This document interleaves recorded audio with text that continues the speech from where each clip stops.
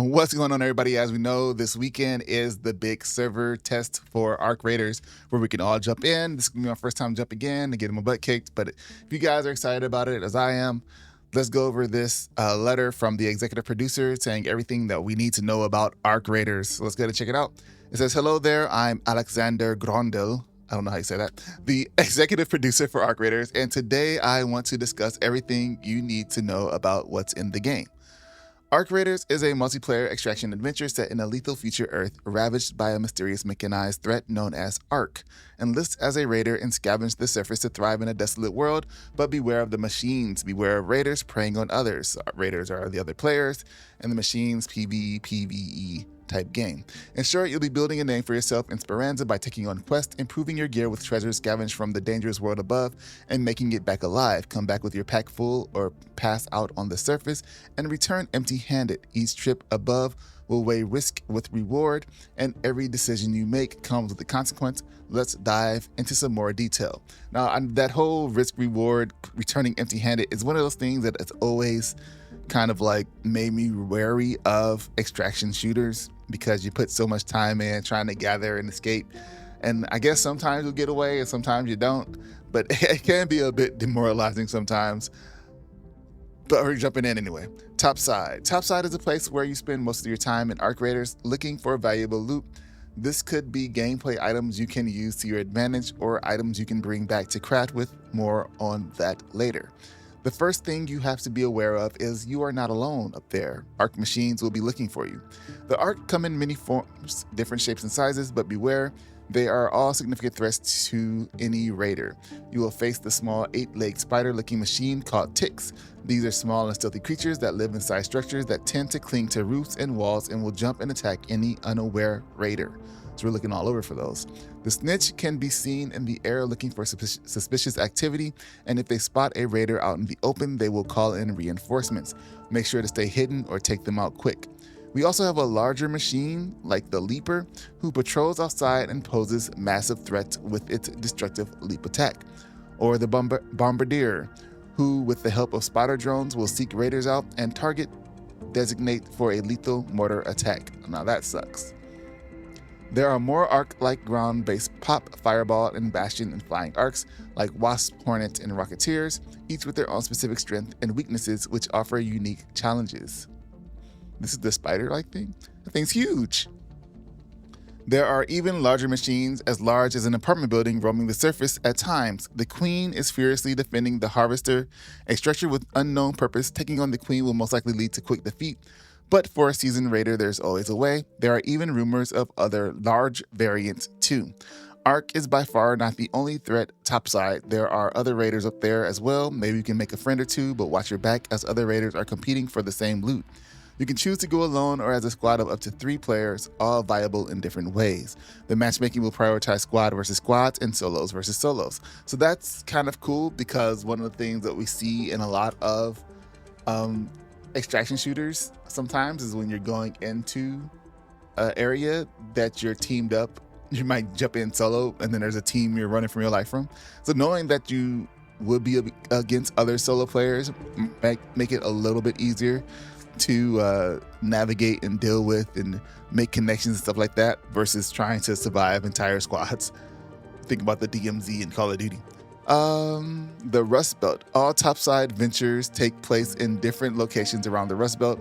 Your first location will be Dam Battlegrounds, a map that offers forests, swamps, old research centers, and apartment buildings. It's a good place to learn the ropes and many places to explore. After a while, you will also visit Buried City, a pre-collapsed city now covered in sand dunes. Here you will explore hospital, malls, town squares, apartment buildings, and old architecture.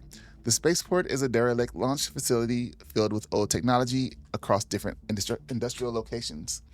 The raiders have also found their way to the Blue Gate, a location higher up in the mountains, featuring open areas, small towns, tunnels, and underground complexes, to name a few.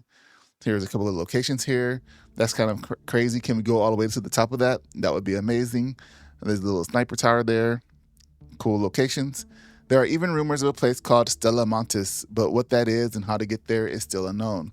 All locations feature different weather and times of day, and on top of that, at times, a location might have special conditions applied. These are events that take place on a map that changes how this map is played, and what rewards it offers. Some of these are called night raids that take place at night, where the loot is better and the threat of arc is higher. Other conditions are harvest season that offer higher yield of nature loot, or electromagnetic storm, hidden bunkers, etc., to name a few. The Rust Belt is a place of constant change and offers all kinds of challenges. So am I getting taken down there? Speranza Home. Due to the arc threat on the surface, humans have created a new living in the relative safety below the surface. It's here raiders come home to after visits topside. Here you can perform various different actions and build your own personal home below. Performing various actions topside grants your raider experience points, and when you reach certain thresholds, your raider's level increases. For each level, the raider is also rewarded skill points that you can spend to learn new skills and abilities. There are a plethora of choices here, so you will be able to configure your raider to your personal preference. A more mobile raider, more stealthy, carry more, the choice is yours. Topside, there are also feats to complete. There are small objectives like destroy 5 wasps that upon completion grants your raider cred. These cred can then be spent to unlock rewards in raider decks. These are essentially different pages with rewards, and as you unlock rewards, new pages become available. There will be both free and paid raider decks over time, so I guess like a battle pass, and while most of them are permanent, some of them are time limited as well. There is also the Codex. This is a growing repository of your raider accumulated knowledge about Arc, the people and places in the Rust Belt. The more you progress, the more entries you will unlock. So it's kind of like developing the story that way. The background lore and all that stuff will be through the Codex. It seems like it's just kind of cool to learn more about the world. They built this deep world with a background in history. So it's nice for the lore nuts to have those. Your workshop is where you will be able to upgrade, craft, and repair your gear and weapons. Your workshop itself can be upgraded too, and as you progress, you will be able to craft more and better gear. And then I'm guessing the materials we grab off of the top side are going to be used to craft the gear, maybe sell it to get some materials, more materials. The traders of Speranza are central figures in the community, and as you will find out, they often have different agendas. They will send you on quests that will tell the story of the Rust Belt and reward you for your help. The traders will also trade you items and buy items you don't need. There are also trials to complete every week. These are harder challenges that come in multiple difficulty levels, and if you perform well, you will be ranked on Speranza's raider leaderboards every week. New masteries and rewards will be available. You will also do larger projects in Speranza, and Virgil outlined the details of the expedition project here. Perforations ready to go out topside. You can customize your raider and make the raider you want to be. You can customize your raider with different faces, face styles, hairstyles, and body type. Additionally, you can choose cosmetics that come with a wide array of color options and detailed toggles that let you define your style.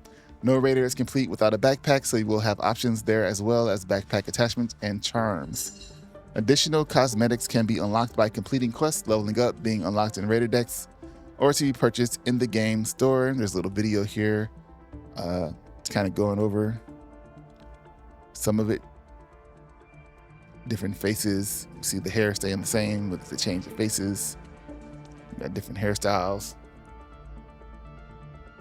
colors, outfits to build up your personality. So kind of cool, kind of interesting to see what they got going on. Remember, there's also a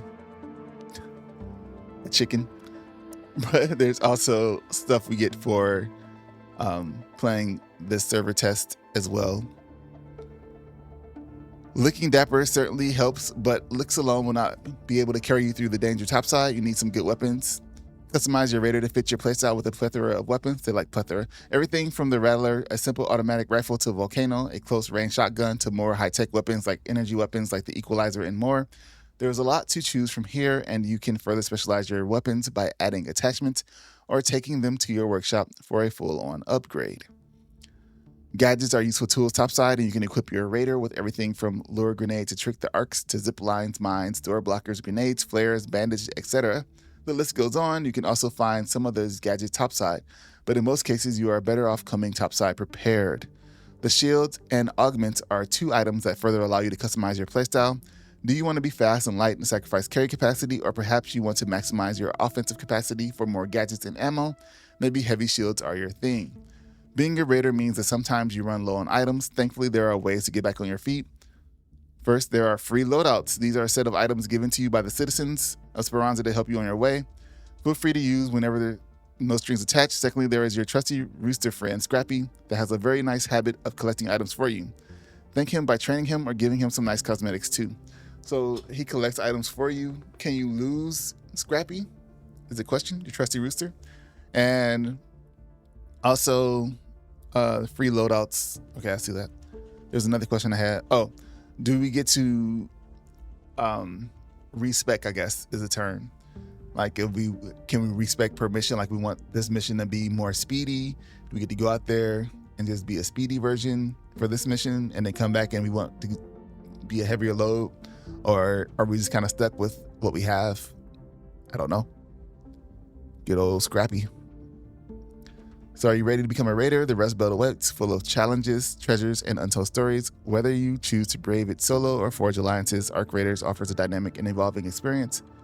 We hope you will enjoy. To celebrate the Service Slam, we've added an additional pre-order reward, the Bruiser Bundle, for all players who purchase any edition of Arc Raiders ahead of launch. So we get the Lucky Duck and the Bruiser Bundle, which has boxing gloves and the duck clip on the bag, it looks like. The Bruiser Bundle, including Bruise Face Style, Punched Hands emote, and Boxing Gloves backpack. Oh, he got like bruises on his eye. And he's like doing this with his attachment, the Lucky Duck Bundle, including the Hatchling backpack and Golden Rubber Duck backpack charm. Yeah, and there's that. So let me know your thoughts. Let me know your thoughts about it. It seems pretty interesting. Again, can't wait to go in there and get my butt kicked. I'm going to try to get good. Because all I can do, right, is just try to get good. When you jump in and you're not good at something, your first thing you want to do is you want to quit playing. Like, oh, I suck. This game sucks. It's terrible. But if you stick at it more, you kind of learn some things and you slowly get better at the game. It kind of works with all the games. Everything that changes, Call of Duty, Battlefield, fighting games, sports games, all of it's the same. Elden Ring. The more you play it, the more you understand the controls, the more you understand the world and how to navigate it better and other players and what they do, and you'll get better at it. So the goal is to not get too disjointed and unmotivated from getting your butt kicked early on if you suck at these type of games like I do, and to kind of keep playing and get better at it. So let me know your thoughts. Are you gonna be jumping into here? Did you pre-order it? Let me know in the comments, and I'll see you guys in the next one. Thanks for watching this one. Until next time, peace.